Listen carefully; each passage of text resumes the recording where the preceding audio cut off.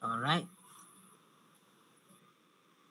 So, so this afternoon we are going to continue our discussion with regards to the design of concrete columns. Before that, let's do some recall or recap sa atong discussion sa concrete columns kay mura na nabian na to nag-discuss tag duha ka topic before ta continue ani niya. Okay, so we are going to continue our discussion here and take note this coming Thursday we will have our second quiz pero dili siguro nato doon tanan we will only focus on short and uniaxial nga column design. Okay, or eccentrically loaded column design. All right, so simple recall. Last a week ago, we discussed about the design of concrete columns, and we were able to know that in terms of dimension, we have a limiting dimension, such that if we have a rectangular column, the largest dimension should be at least lesser than or equal to 4 times of the smaller dimension. And in that case, we can say that that particular vertical element is a column. Because otherwise, if the largest dimension is greater than 4 times the shorter dimension, then in that case, we cannot apply the concept or design calculations for column for that particular elements or member, but rather we are going to consider it as a wall. Now, in that case, the design consideration or design procedure will involve wall design. All right. And in terms of failure, we have 3 types of failure mode for columns, wherein this is also dependent on the classification of column. And when the column is short, tendency is it will be subjected to compression failure, just like in the second figure here. While if the column is slender, then tendency it is critical on buckling failure, just like in the first figure, or sometimes it can also experience shear failure, characterized by the third figure. So take note again, if the column is short, then it is mostly subjected to compression failure. While if it is slender, it is long and slender, and most probably the failure mode will be in terms of buckling. And we also classify the column, and as we recall, there are several classifications based on the different aspects. So first is based on the configuration of our lateral ties. So if the lateral ties are installed individually to our column, then it is called as tied column. While if it is a circular, or if the ties are installed like a chain manner nga tuloy-tuloy siya, and siyang gibakos largo sa ato ang column, then we call that one as a spiral column.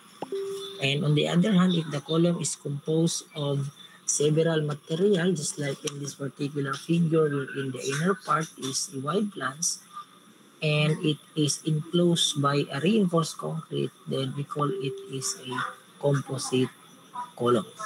Okay?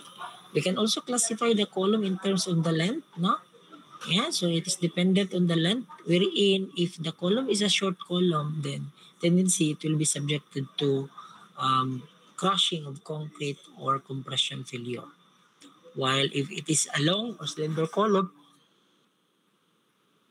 then tendency it will be subjected to buckling failure or buckling effects.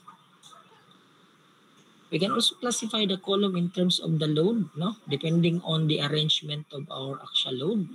And when the axial load is at the center of gravity, then we call it an axially loaded column. Or if it is within a specific eccentricity, but eccentricity is very small, or about 15 plus 0.03 of h, or wherein the h is the dimension wherein the dimension of our column where the eccentricity is, then we can still call it as an axially loaded column. So in this case, if the eccentricity is very small, then we can neglect this eccentricity and only consider the actual load that the column is carrying.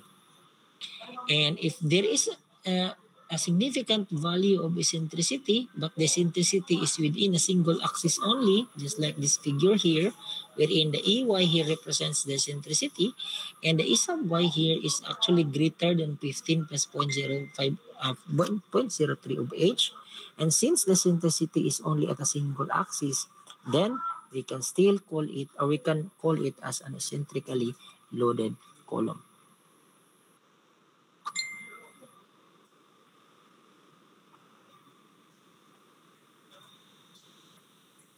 Okay, and then when the eccentricity is within the two axes, no, just like this figure, no, if you notice the load P here is centric along the x and y axis, then that particular column is a biaxially loaded columns. And we can also classify the column in terms of the frame configuration. No, if it is braced against sideway, meaning there is no, or this it is without sideway, then we can neglect the slenderness effect. No, if the slenderness ratio, no, itong value na to, KL over R, is equal or less than 34 minus 12 times the ratio of M1 and M2, and it is also less than or equal to 40, wherein M1 and M2 are the end moments, no, of our of the column. No? These are the moment that the column is actually carrying, wherein M1 over M2, or the ratio of all of these moments, becomes positive, no, if it is in a single curvature, and negative naman if it is a double curvature. No, we can say that the curvature is single if the direction of the columns are the same, while if the direction of the columns are pag ano, single curvature if the direction of the end moments are in opposite side, while it is negative if the direction is of the same or if the moment are of the same direction. And take note also that in terms of the slenderness ratio, KL over R, K is the effective length factor. The L naman here is the unsupported length of the compression member, and sometimes this is actually denoted as L sub U, or unsupported length. And R naman here is the radius of gyration. This is actually equal to the square root of the moment of inertia I divided by the area. Now, wherein we have a shortcut formula for that. If it is a rectangle or circular or square column, then it is simply equal to 0.3 of H. And if it is a a circular column, that is 0.25 of the diameter. Take note here, the 0.3 of H, no, itong R na to, the H here is actually the largest. It should be the largest dimension. No? So take note, if that slenderness, if the frame is braced against sideway and the slenderness ratio is less than or equal to 34 minus 12 times the ratio of all the moments, then we can neglect, no, the slenderness effect. No? So what is actually the slenderness effect? No? When there is buckling, when the column is experiencing buckling, the moment is actually magnified. No? So imagine, no, if we are going to add or if we are going to subject the column using a axial compression load and it will buckle, tendency is the moment will try to magnify. So in that case, if we are going to consider the slenderness effect, we are going to multiply the moment that the column is carrying by the moment magnification factor. No, that is if the column is slender. No, so meaning it is not within this particular criterion. Okay, and when the column is braced against sideway, and ito is braced, no, ito naman is not braced. So ang limit of the slenderness ratio is 22. And it is 22.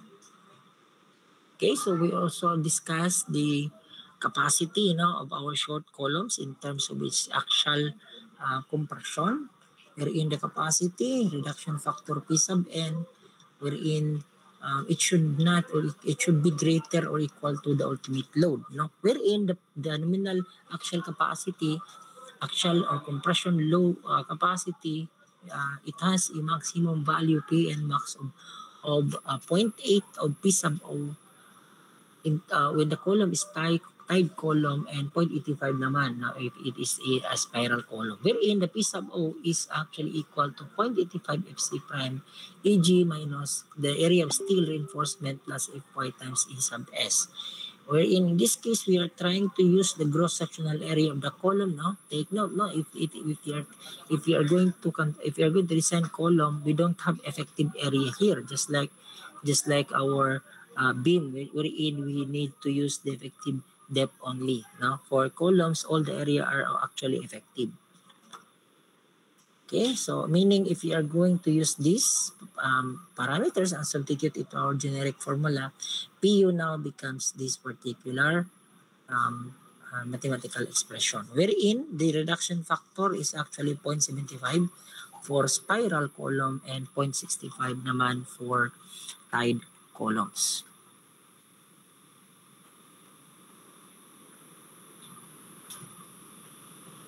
Right? Okay, so for longitudinal reinforcement, we have actually limit, no? The main reinforcement should have a value of 1% of the gross sectional area, and it should not be greater than 8% of the gross sectional area. No? Kaya kung greater maguna siya, it becomes overly reinforced. No? And if it is less than 1% naman, it becomes under-reinforced. No? Yan.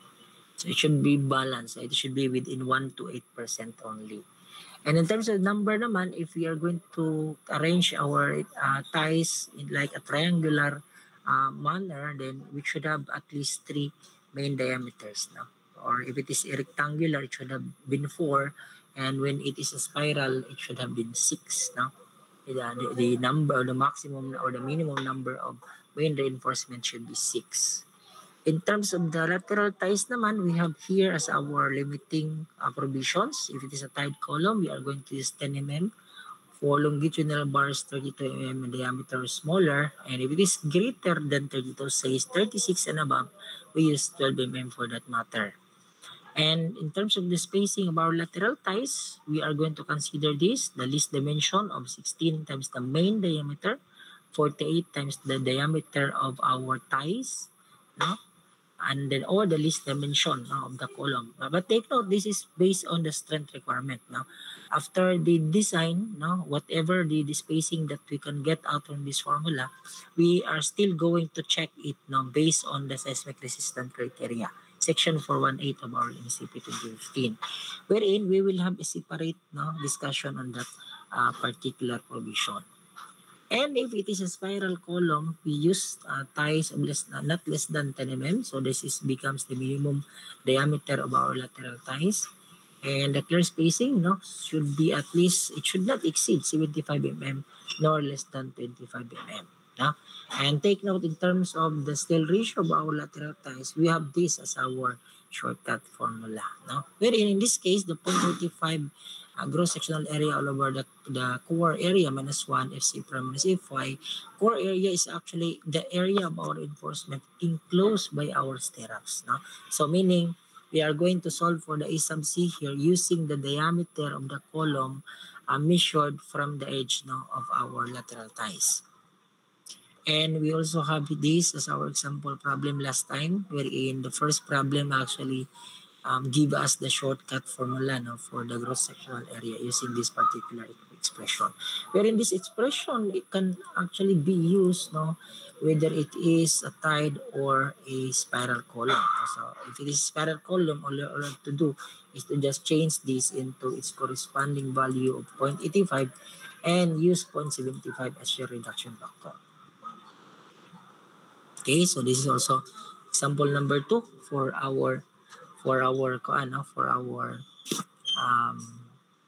spiral column. Okay, yan. So any questions so far? Do you have questions, clarification before tayo mag-proceed sa tuong discussion? Do you have questions, clarification? So if none, before I start the discussion, allow me to check no the attendance no. Check sa tag attendance